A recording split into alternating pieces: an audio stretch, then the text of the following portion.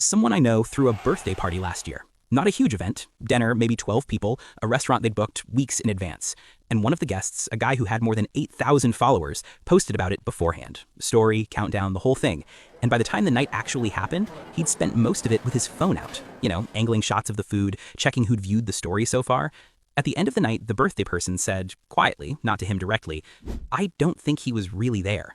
8,000 followers got a version of that dinner, but the 12 people at the table got considerably less of that guest than they were meant to.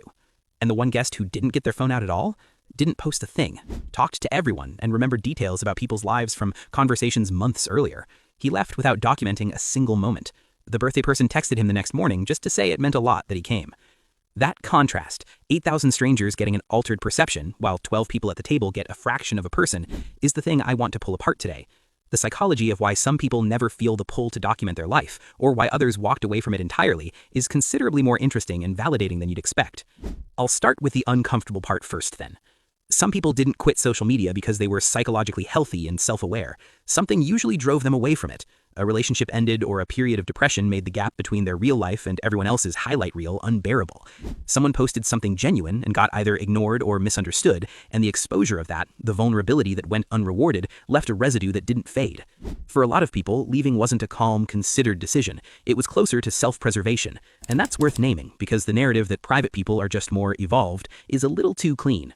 Sometimes they're just people who got hurt by the machine and decided not to go back. That's a completely valid reason and someone's truth. What's interesting is what happens after, because almost universally, and you'll recognize this if it's you, the people who left describe a specific sensation a few weeks in. Something quiets down. Not fear of missing out, closer to the opposite actually. Like a background noise you'd stopped noticing was suddenly gone, and you realize you hadn't heard silence in years. And when you ask them what they miss about it, most of them have to think for a long time. And then they usually say something like, "I don't really miss it at all." There's research that helps explain why that quiet happens. A study published in the Journal of Consumer Research found that when people anticipated sharing an experience, even before they actually did, they enjoyed the experience measurably less. It's the mental act of preparing to document something that pulls you partially out of it. You're living the moment and simultaneously packaging it for an audience, and those two things compete. The memory you form becomes shallower, and you form less of an emotional attachment to it. Private people, whether they're aware of this study or not, felt that cost, and at some point they stopped paying it.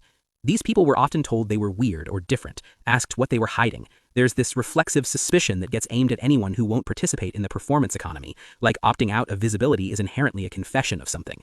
And for a lot of people who grew up being told that, discovering that there's actual psychological reasoning behind how they've always felt, that lands differently than just being told, "You're right." The psychological term that's most relevant here is private self-consciousness, the tendency to focus inward, to examine your own thoughts and feelings rather than monitoring how you're being perceived.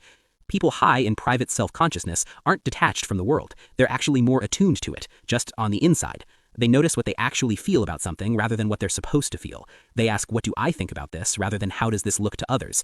And in a culture that has optimized almost everything for outward performance, that orientation can feel like a defect. It most certainly isn't. What it creates, and this takes time, doesn't happen automatically, is a sense of self that doesn't require external confirmation to stay stable. That's quite rare, since most people are running a constant background process of checking. Are people responding to me? Do I seem okay? Does my life look normal? Private people, however, sometimes by choice but other times out of necessity, dialed that process down. The social cost of that is real, and I want to acknowledge it honestly. Not posting in a world built around it creates a specific kind of friction. You become harder to track, and people who were staying connected through your feed have to actually reach out now, and a lot of them don't. Some friendships quietly dissolve through neglect because the low-effort connection point is gone. That can genuinely hurt for some. But what also tends to happen is the people who do show up, who text, call, and make actual plans, turn out to be a completely different category of person than the ones who were just following the feed. And the Harvard study of adult development, which tracked people for over 80 years, found consistently that the quality of your close relationships is one of the strongest predictors of long-term health and happiness we have. The depth of those connections, not the quantity. The guest who remembered details months later and got a text the next morning, that's the data. There's a generation, actually several of them, who remember what it was like before any of this existed, before silence became suspicious. And a lot of them describe the same thing, that life felt more theirs somehow. Not better in every way, of course, since technology sure has its place, but more theirs. Like there was a texture to ordinary experience that didn't need to be captured to count. That instinct to let an experience just be without translating it into content is something younger generations are having to consciously cultivate now, since it doesn't come naturally anymore. And the people who never lost it, or who found their way back to it, tend to describe a quality of presence in their daily life that people around them can occasionally find difficult to explain. They're just in it, whatever the moment is. No part of them is already coming up with a caption. People assume that's peace, but it's more if you ask me. It's authorship, the feeling that your life belongs to you in a way that's hard to articulate to someone who's been outsourcing that ownership for years. So if you grew up with a notion that you were strange for not wanting to share, if you left the space and people acted like something must be wrong, or perhaps you've just always felt that your life is yours in a way that social media asked you to give up and you never quite could, you were never behind. It seems you're closer to being ahead of a conversation that's only now starting to catch up.